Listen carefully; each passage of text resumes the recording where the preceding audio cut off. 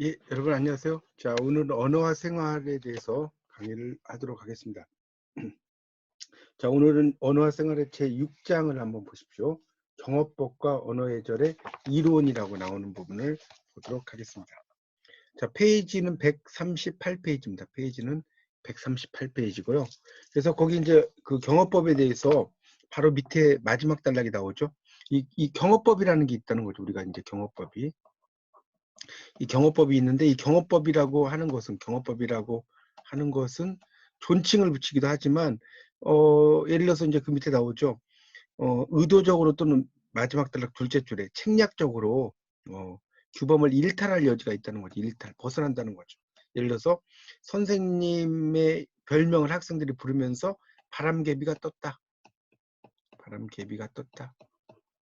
이런 것들이 이제 대표적인 케이스고요. 또 그 할아버지가 손자에게 아이고 우리 왕자님 오셨네. 왕자님이 오셨네. 이렇게 존칭을 쓰죠. 자, 이런 것들이 이제 대표적인 케이스죠. 자, 이런 경우도 있다는 거고요. 자, 139쪽에 보면 이제 경어법의 종류와 체계라는 게 나옵니다. 자, 거기에 보면 139쪽에 1번, 2번, 3번 나오는 거, 이 부분이 아주 중요합니다. 자, 이 부분을 네모 별표를 하고 보겠습니다. 그래서 이제 첫 번째는 주체경어법이 나오죠. 이 주체경어법이라는 것은 이 화자와 주체와의 관계죠. 주체. 그 주체라는 것은 행위를 하는 것의 주체, 일종의 주어라고 이제 보셔도 큰 무리가 없을 것 같습니다. 두 번째는 이제 객체경어법이라고 나왔는데 이 객체라는 것은 대상과 뜻이 같고요. 대상과 같습니다. 그래서 이제 주체와 객체 문제를 이야기한다고 볼 수 있겠고요. 세 번째는 상대경어법이 나오죠. 이 상대경어법은 화자와 이 말을 듣는 청자의 문제를 다루고 있다. 이렇게 이해하시면 될 것 같습니다. 자, 140페이지입니다. 140페이지를 펴보세요. 140페이지를 펴보시면 첫 번째 이제 주체경어법부터 나오고 있어요. 첫 번째 주체경어법.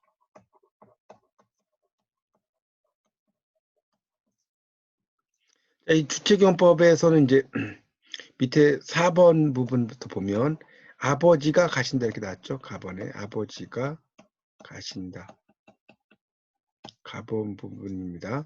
4번에 가에 아버지가 가신다 나오고요. 여기서는 이제 아버지니까 가다에서 신 이렇게 붙인 거죠. 그러니까 가라는 것은 어간이고 다라는 것은 어말음이고 신이라는 것은 이제 뭡니까? 일종의 그 존칭 선어말음이죠. 라고 보면 됩니다. 그러니까 존칭 선어말하면 시에다가 니은이라는 것이 붙은 거죠. 현재형 그 어미가 선어말 어미가. 자, 그 다음에 이제 동생이 간다. 동생이 같은 경우는 당연히 존칭을 쓸 필요가 없으니까 간다라고 쓰는 거죠. 자, 5번에 보면 아버지 들어오시면 아저씨한테 전화하시라고 해라. 이렇게 나왔죠. 그러니까 아버지 친구가 아버지에게 전화를 했는데 아버지가 안 받고 아들이나 딸이 받았겠죠. 그럴 때 이제 이야기하는 거죠. 그러면 아들이나 딸의 입장에서는 아버지는 들어오면이 아니라 들어오시면이 되겠죠. 그렇죠? 그리고 아저씨한테 아이의 입장에서는 전화하시라고 이렇게 이야기를 써야겠죠. 아버지에게 전화 드린다고 하더라도. 또 마찬가지로 엄마 어디 가셨니죠? 엄마 어디 가셨니? 엄마 입장에서 그러니까 아들과 딸의 입장에서는 간니가 아니겠죠. 가셨니가 되겠죠. 그 다음에 141쪽입니다. 141쪽. 자, 141쪽을 보시면 여기서는 6번의 예문에서 이거죠. 여러분이 나왔어요. 그러니까 초등학교 선생님이나 중고등학교 선생님께서 여러분이라고 했으면 이게 존칭이 되는 거죠. 단체에 대한. 그러니까 내일은 한 사람들 결석하지 마세요. 이렇게 썼죠. 존칭을 붙였다는 거죠. 전체적인. 그 다음에 7번의 예문에서는 아버지께서 오셨니? 이렇게 썼죠. 7번의 예문에서. 여기서는 이제 오셨니는 오시 언니가 되는 거죠. 그러면 오는 어간이고 시라고 하는 것은 존칭 선어 말음이죠. 어시라는 것은 과거 시제 선어 말음이죠. 과거 시제 선어 말음이. 니라고 하는 것은 그냥 어말음이죠. 어말음. 이렇게 볼 수가 있겠습니다. 자, 그런 내용이고요. 그 다음에 이제 8번의 예문에서는 대통령 깨서죠, 깨서.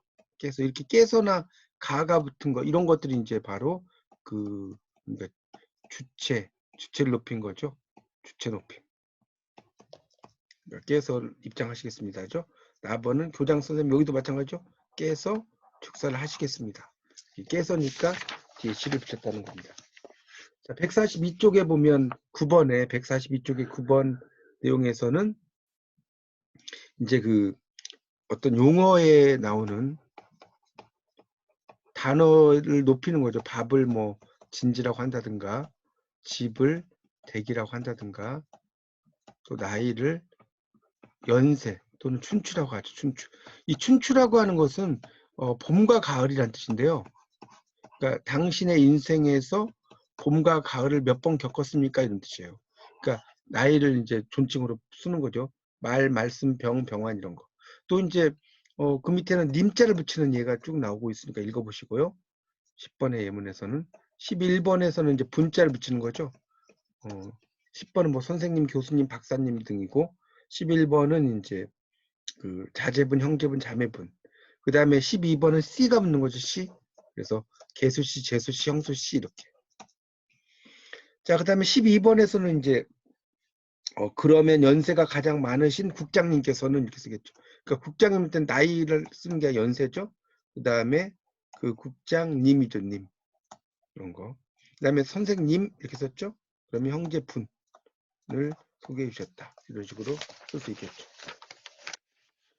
자, 13번의 예문에서는 이제 그 주체를 높인 거 관련된 단어들이 나오죠. 13번 143페이지에 13번의 예문에서는 이 주체 높임이 그러니까 잡수시다가 주무시다가 있죠.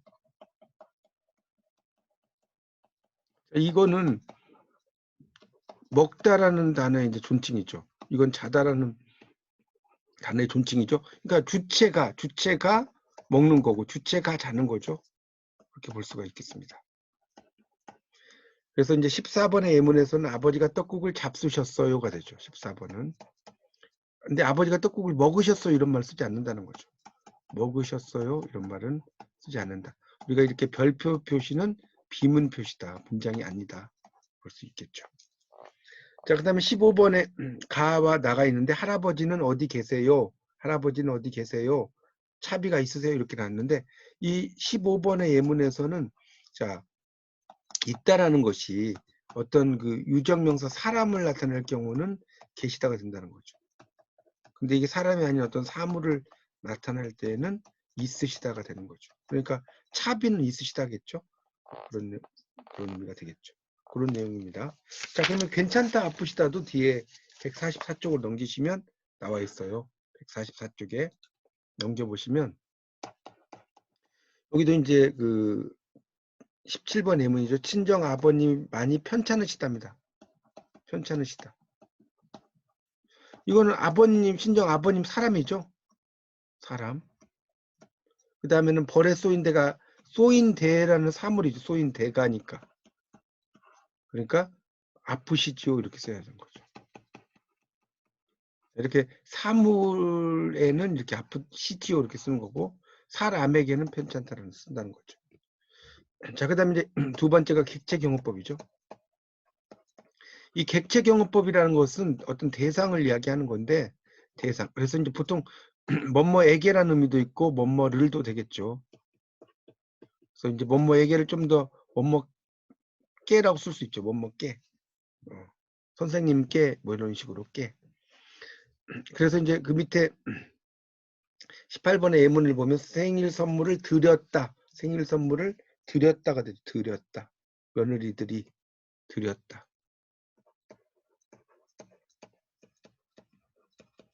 며느리들이 아이들에게는 당연히 주었다라고 하겠죠. 이런 의미로 볼 수가 있다는 거죠. 그러니까 윗분에게는 드렸다. 그 다음에 윗분에게는 이제 보통 어머니에게라고 썼지만 이제 깨라고 써도 상관이 없겠죠. 아이들에게고요. 그런 내용이니까 쭉 읽어보시면 될 것 같고요. 자, 그 다음에 145페이지 넘겨가서 145쪽. 자, 145쪽에서는 20번에 나오는 예문들 있죠. 이 전체를 네모 별표 쳐놓으세요. 자, 그래서 이거는 이제 뭐뭐에게라는 것들이 있다라고 또는 을들이 있다고 생각하시고 보시면 됩니다. 그러니까 가번에 보면 주다, 뭐뭐에게 주다는 거죠. 나번은 묻다, 말하다, 뭐뭐에게 묻고 말하겠죠. 다번은 보다, 만나보다, 찾아보다. 이건 뭐 뭐뭇을 보다, 뭐뭇을 만나보다, 뭐뭇을 찾아보다죠. 자, 라번은 데리다, 뭐뭇을 데리고 오는 거죠. 이런 식으로. 그래서 이게 이제 그 주체 경어법인지 상대 경어법인지 객체 경어법인지 특히 이제 이런 것을 잘 보고 따지시면 되겠죠.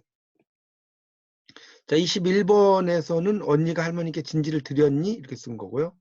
직원들이 사장님께 공손히 새해 인사를 드렸다. 이거 맞죠? 제가 회장님께 한 말씀 여쭙겠습니다. 회장님께죠. 제자들은 해마다 스승의 날이면 선생님을 댁으로 찾아뵙는다. 그렇죠? 댁이라는 말 쓴 겁니다. 자, 그 다음에 이제 145쪽에 그 3번에 나오는 상대 경어법을 한번 보도록 하겠습니다. 이 상대 경어법이라고 하는 것은 거기 이제 마지막 단락에 첫째 줄 나오죠. 상대 경어법을 담당하는 요소는 종결음이라고 나와요. 자, 넘겨보시면 다음 페이지에 146쪽을 보면 그래서 이제 23번에 146페이지에 23번의 예문에 보면 쭉 나오죠. 텔레비전을 본다, 그 다음에 봐, 보내, 그 다음에 보오, 그 다음에 봐요, 봅니다. 이런 것들 있죠. 그래서 밑에 보면 이제 이 본다는 해라체고 봐는 반말체니까 해체가 되는 것이고 보내는 하겠지. 그 다음에 보호는 하오치. 이거는 바요는 해요치. 합쇼치. 이렇게 봅니다. 한다는 거죠. 그래서 이제 이 헤라체 같은 경우 특히 이제 1번에 나온 헤라체는 그 146쪽에 아래 있죠. 친구에게 또는 부모가 자식에게 아니면 나이 많은 하자가 초등학생이나 중고등학생 정도의 나이 어린 청자에게 쓰는 등급이다. 아주 최하위의 등급이라고 볼 수가 있죠. 그래서 24번에 이제 예문에 보면 24번에 예문에 나오죠. 버스가 온다, 뭐 타자, 버스를 타라, 왔느냐 이런 것들이 전부 다 헤라체다 이렇게 볼 수 있죠. 자, 147쪽에 반말체 2번 반말체 해체라고 나옵니다. 147쪽에요. 거기 보시면 147쪽에 이제 2번에 해체죠. 해체. 이 해체는 이제 헤라체보다는 좀 더 위에 있는 거죠. 그래서 구분이 없는 것 같지만 차이가 있는데 예를 들어서 대학에 갓 입학한 신입생이 같은 과 친구에게 처음부터 헤라체로 묻기는 어색하다. 부부간의 대화도 그렇다. 남편이 아내에게 존댓말 쓰기도 하지만 반말 쓰기도 한다 해서 예를 들어 이런 거죠. 당신이 전화해. 또 당신이 전화했어. 이렇게 쓰라는 거죠. 이걸 전화해라. 전화했니가 안 되고요. 이런 식으로. 그 다음에 이제 세 번째는 이제 하계체라는 게 있죠. 하계체. 이제 하계체 같은 경우는 이 청자가 화자보다 나이나 지위에서 아래일 경우에 쓰이되 그 아랫사람이 나이가 들어서 함부로 대하기 어려울 경우에 이럴 때 이제 많이 쓰게 된다고 나오고 있죠. 그런 것들을. 그래서 이제 결혼할 나이가 든 친구 아들에게 대학 교수가 대학원생이나 조교 정도의 제자에게 또 장인 장모가 사유에게 쓰면 어울릴 등급이다. 이렇게 볼 수가 있겠습니다. 자, 넘어가서요. 148쪽을 이제 보면 이제 그런 내용이 나오죠. 148쪽입니다. 거기 26번에 이제 예문에 보면 자네 말대로 아무래도 비가 오겠네. 자네가 여긴 웬일인가. 자네도 어서 들게.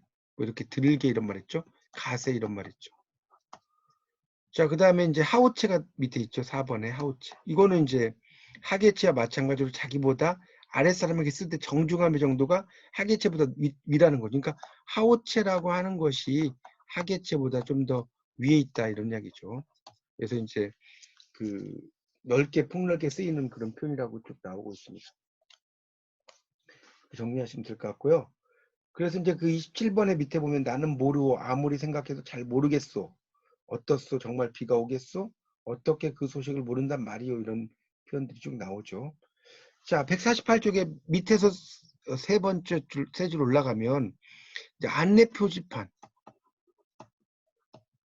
이런 데 같은 경우는 이제 뭐 이렇게 가시오, 오시오, 미시오 이런 하우체들이 많이 쓴다는 걸 나오죠. 당기시오. 자, 이런 것들이 전부 다 하우체예요. 그러니까 이런 안내 표지판에 가라, 오라, 밀어라, 당겨라 이렇게는 쓰지 않는다는 거죠. 자, 그 다음에 해요체 149쪽입니다. 자, 149쪽의 해요체는 자, 149쪽이요. 자, 이 해요체는 네모하고 별표 좀 쳐놓으시고요. 자, 거기 밑에 두 줄도 밑줄 쫙 치세요. 청자가부터 쭉 해서 등급이 다까지. 그래서 청자가 자기보다 상위의 사람이거나 상위에 있진 않더라도 정중히 대우해 주어야 할 사람에게 쓰는 말투로 오늘날 가장 폭넓게 쓰이는 등급이다. 이걸 해요체라고 한다는 거 알아두세요. 그런데 이제 해요체도 이제 우리가 고마워요, 감사해요 이런 말 있죠. 이런 표현은 이제 나이가 들거나 이런 그 인사말 같은 경우 윗사람에게는 이렇게 쓰는 것을 별로 바람직하지 않다. 나오고요. 그 다음에 이제 합쇼체가 나오죠. 합쇼체. 이건 일종의 아나운서들이 쓰는 말이라고 생각을 하시면 될 것 같아요. 합쇼체는. 그래서 이제 밑에 보면 149쪽에 30번의 예문이 나오죠.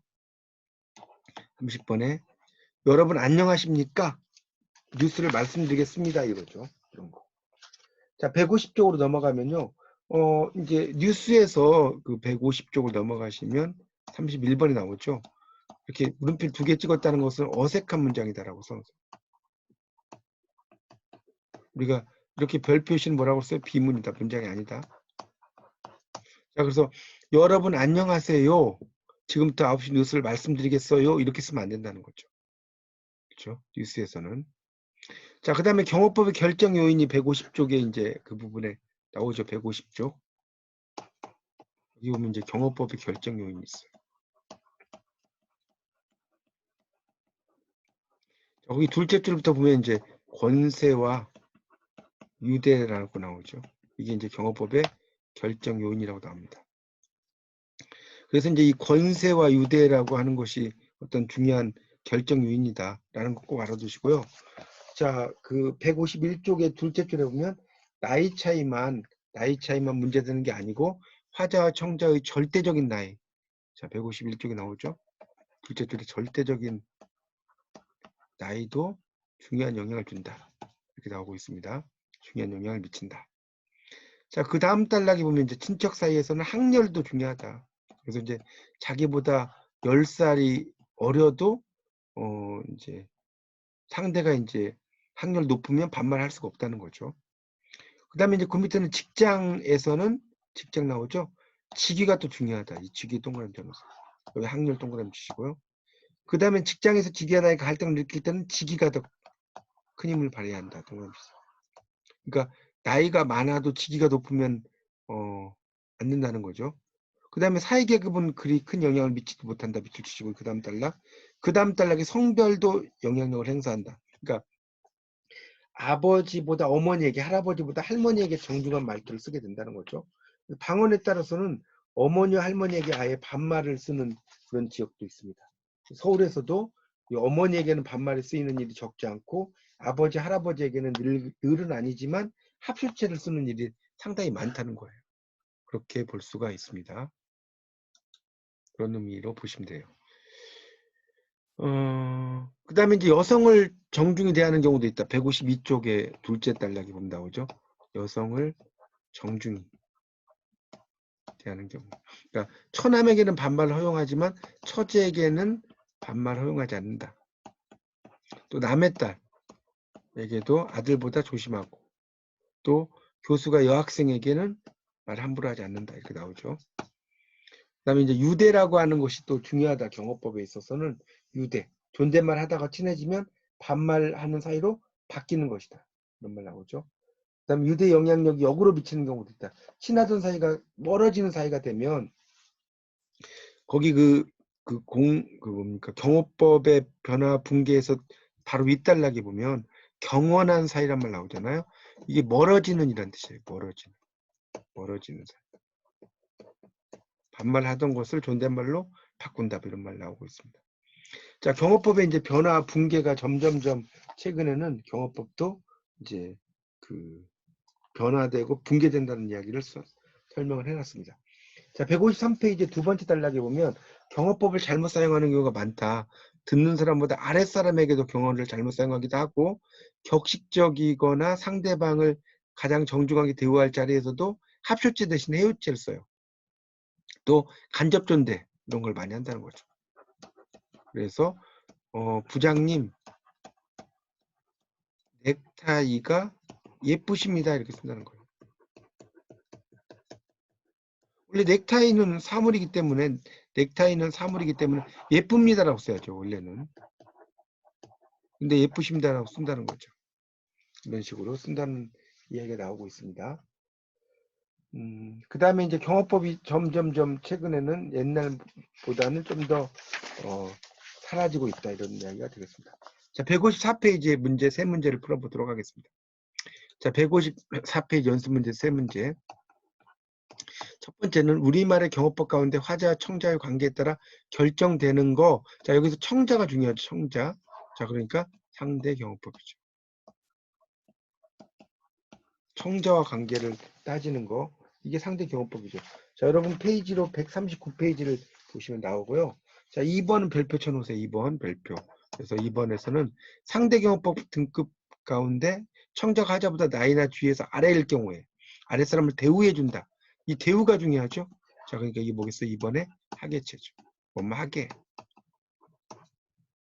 자, 마지막 3번은 국어경호법이 결정 요인에 관한 설명 중 바르지 않은 것은 그랬는데 쫙 보니까 4번에 보니까 유대가 권세보다 영향을 미치는 게 아니라 권세가 유대보다 영향을 미쳐. 자, 그래서 4번인데 1번은 국어경호법을 결정하는 두 가지 요인은 권세와 유대로 범주화된다. 2번 화자와 청자의 절대적 나이가 호칭 등의 사용에 영향을 준다.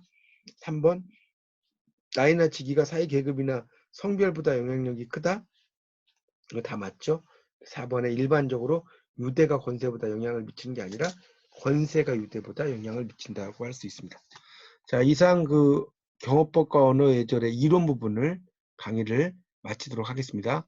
예, 다시 한번 잘 들어보시고 여러분의 지식으로 만드시기 바랍니다. 감사합니다.